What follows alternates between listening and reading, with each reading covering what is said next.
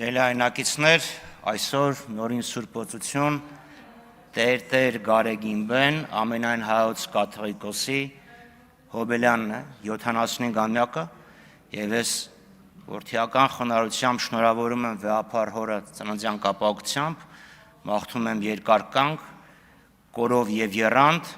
հավատավոր ժողովրդին այս փոթորկուն ծովու նավարկելու համար, առաջնորդելու համար։ Հիմա անդրադառնամ, չէ, իմ ասածը կրոնական տեքստ չէր, ամեն պետք չի ասել դրանից հետ։ Անդրադառնամ օրակարգային հարցին։ Ֆինանսավարկային հանձնաժողովը մանավանդ երբ հարստացավ մի կոմպոնենտով, այսինքն պատմական արդարությունը վերականգնվեց եւ հարկային քաղաքականությունը եկավ այս հանձնաժողով, իրոք կարևորագույն առաքելություն ունի։ Անդրադառնանք բանկային համակարգին։ Երեք հրապարակված ուրեմն հաշվետվություններով ֆինանսական հատվածը ու բանկային եւ ապահովագրական կազմում էր հնայի 19%-ը։ Սակայն պետք է ընդունենք, որ այս հսկայական թվի տակ մենք չունենք ֆինանսական համակարգի բազմազանություն։ Ֆինանսական գործառույթները կենտրոնացված են բանկային համակարգում եւ ես խորապես համոզված եմ, որ դրա պատճառներից մեկը կենտրոնական բանկի քաղաքականությունն է։ Մեգա ռեգուլյատորը ճնշում է ոչ բանկային ֆինանսական հաստատությունների զարգացումը։ Նայենք մեր բորսային, ծավալները։ Ես կարծում եմ, որ ցանկացած սուպերմարկետ մի օրում ավելի մեծ շրջանառություն ունի, քան թե մեր բորսան։ Եվ զարմանում եմ եւ շատ հիասթափված եմ, որ կառավարությունը իր ծրագրում, որ ներկայացրել է, չի խոսում ընդհանրապես բաժնետիրացման մասին, ձեռնարկությունների բաժնետիրացման եւ բաժնետոմսերի շուկայի զարգացման մասին, խոսքը գնում է միայն պարտատոմսերի շուկային։ Իսկ ինչ պատկեր ունի բանկային համակարգի եւ վարկային կազմակերպությունների տրամադրված վարկերի պորտֆելը։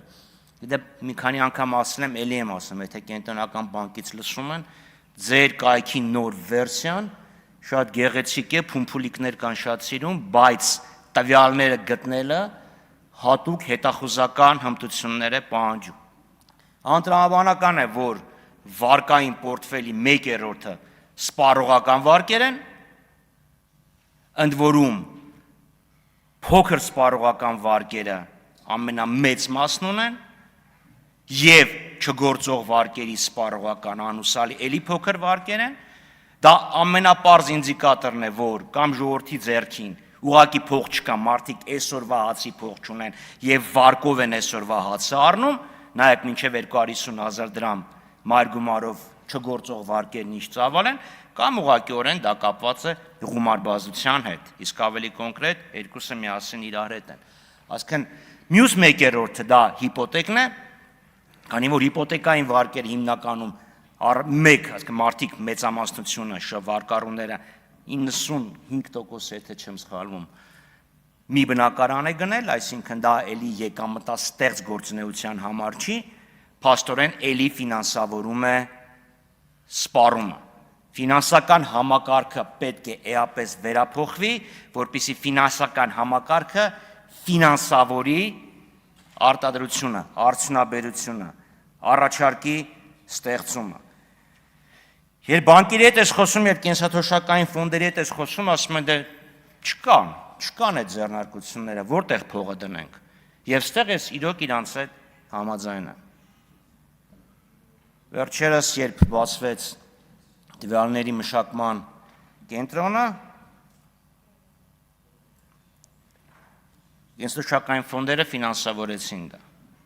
Դրանից մինչև այդ ամեն մեկը երկու ֆոնդ ունենք, ամեն մեկը մեկական ընկերության մեջ է ներդրում կատարել։ Սա նշանակում է, որ շատ լուրջ պետք է անդրադառնանք նաև կենսաթոշակային ֆոնդերի գործունեությանը։ Իդեպ շատ հետաքրքիր է, երբ այս տվյալների մշակման կենտրոնի մասին խոսք էր գնում, ասում են խոշոր ներդրումներ, միջազգային արտասահմանյան ներդրումներ, բայց որ նայում ես, մի մասը սինդիկատացված վարկ է, մյուս մասը կենսաթոշակային ներդրումներն են։ Քանի կոպեկ է մտել արտասահմանից այս խոշոր ծրագրի տակ, կամ ինչ է լինելու իր ազդեցությունը տնտեսության վրա։ Լավ բան է, բայց այդ լավ բանը ինչքանով է նպաստելու Հայաստանի տնտեսությանը։ Շատ հետաքրքիր էր, որ ներդրումից մի քանի օր առաջ, ներողություն եմ ասում, այդ գործարանի բացելուց մի քանի օր առաջ Reuters-ը մետաքրքիր ուսումնասիրություն էր արել, որ ամերիկյան համայնքների 14%-ն են ընդամենը համաձայն, որ տվյալների մշակման կենտրոններ իրանց մոտ գործեն։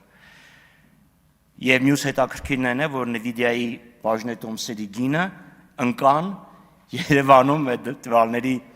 կենտրոնի բացման հաջորդ օրը, չեմ ասում մեկը մյուսով կապված է, բայց ուղղակի փաստ է, հետաքրքիր է։ Նայեք այդ ամեն ինչը։ Հա, ներդրումներ չեն գալիս, բա ոնց պետք է գան, որ ներդրողները տեսնում են, չէ՞, որ ուզում ես ներդրում կատարես, շատ հետաքրքիր մի հատ կոմբինացիա է Հայաստանում գործում։ Հա, օրինակ տենց է մենք հոդաբաշխ պատասխան չստացանք, թե ինչի քրոնիմետրը Հայաստանից դուրս եկավ գեոպրոմայնինգը, եւ հետո ինչի գեոպրոմայնինգը հանկարծ իր բաժնետոմսերի մի էական հատված նվիրեց կառավարությանը։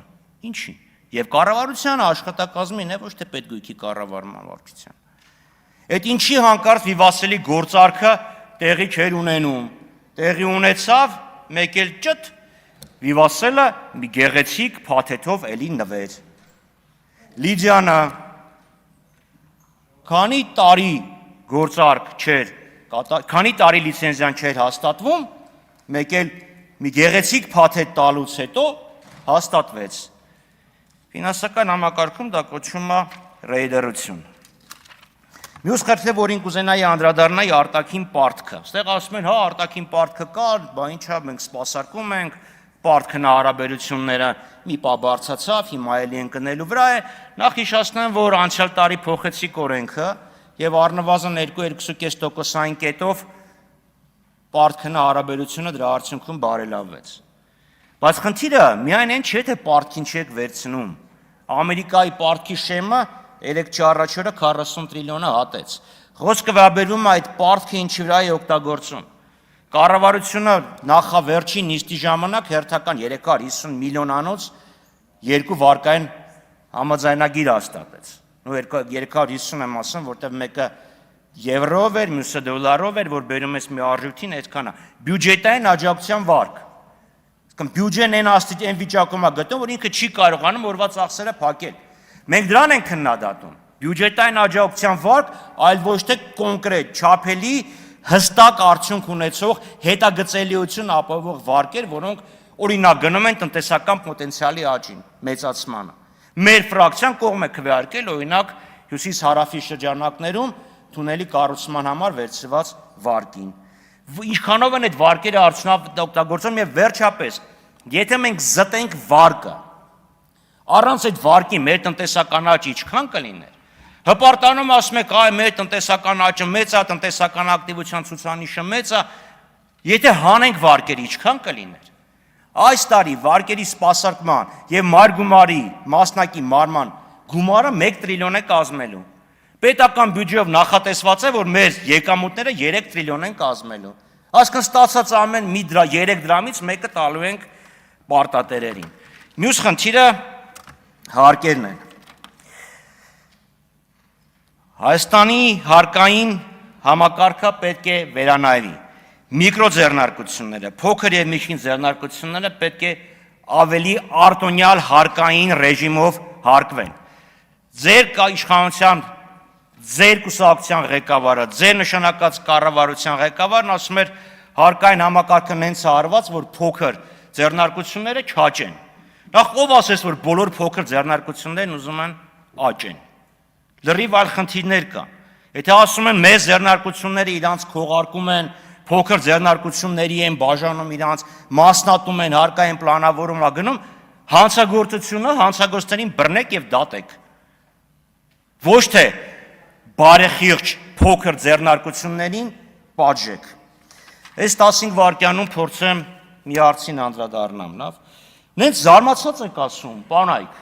որ ստետ մարդիկ այլ կուսակցություններով են եկել, այս կողմ, են կողմ, մեկը հանրապետական ա եղել, մեկը Բարգավաճ եւ այլն։ Հետ եմ նայում, պարոն Գոնջորյան, երկու կուսակցություն։ Ժամանակն ավարտվել է, պարոն Ես Խաչատրյան։ խնդրում եմ 15 վայր։ Այ հենց այդ պահին էլ պետք է ավարտվեր։ Ուրեմն ԿՊ-ի մի տեղակալը նախագահի, նախկին հանրապետական է, մյուսը նախկին ԲՀԿ-ական է։ Թող վարչապետերից մեկը Լավ, ձեր ժամանակը ավարտված էր, թողեցի շարունակեք, բայց ոչ նրա համար, որ գոնե սուտ ասեք։ Ես կյանքումս բացի քաղաքացիական պայմանագիր կուսակցությունից, այլ կուսակցության անդամ։ Երիտասարդական միություն, այդ կարող է Սարդական միություն, պայմանագրի հետ էր պարոն Խաչատրյան, նստեք խնդրում եմ, ձեր ժամանակն ավարտվել է։